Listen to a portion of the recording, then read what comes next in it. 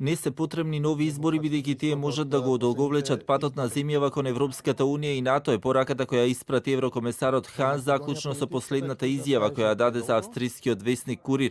Како што пренесува весникот, оваа порака Хан му ја испратил и на премиерот Заев. Новите избори ќе бидат само одолговлечување на патот кон почеток на преговорите за пристапување на поранешната Југословенска република Македонија во Европската Унија, што е планирано за летото наредната година. Невообичаено е на референдумот да се добие поддршка од 94%, но да излезат само 36,8% од гласачите, и тоа бидејќи опозицијата очигледно беше успешна во бојкотирањето, истакнува еврокомесарот. Сепак очекувањата на Хан се дека парламентот се уште може да обезбеди двотретинско мнозинство за уставните измени, бидејќи како што вели, потребните 8 или 9 гласови мора да бидат остварени. Премиерот Заев пак денеска во интервју за БХ TV1 рече дека ќе оди на избори доколку опозицијата ја спречува едината на земјата.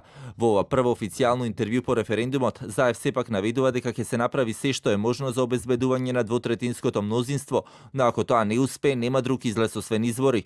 Мухамед Захири од владината коалиција пак вчера во анализата на телевизија 24 рече дека доколку има избори, ќе се оди со заеднички листи за Европска коалиција. Опција е Европска коалиција, каде што ќе бидеме речи со сите политички партии кои што ја поддржаа ова опција, затоа што сите знаеме дека ова е алтернативата на Македонија. Македонија нема друга алтернатива.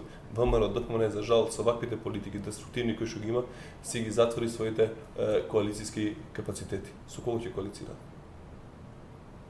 Со кого ќе коалицира? Европска коалиција мислите на заеднички листи, заеднички настап на наредни избори. Од ВМРО ДПМН пак остануваат на своите ставови од досега, но и од она што синоќа беше изнесено на Централниот извршниот комитет.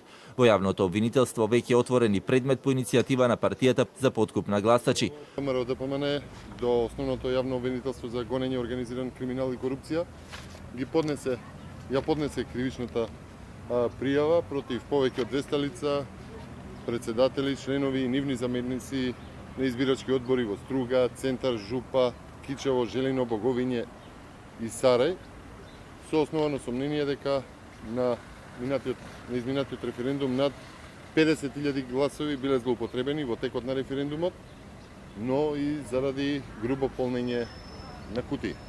Во меѓувреме пак дел од медиумите веќе објавија дека првиот човек на ВМРО ДПМН Мицковски се сретнал и со лидерот на Дуј Ахмети.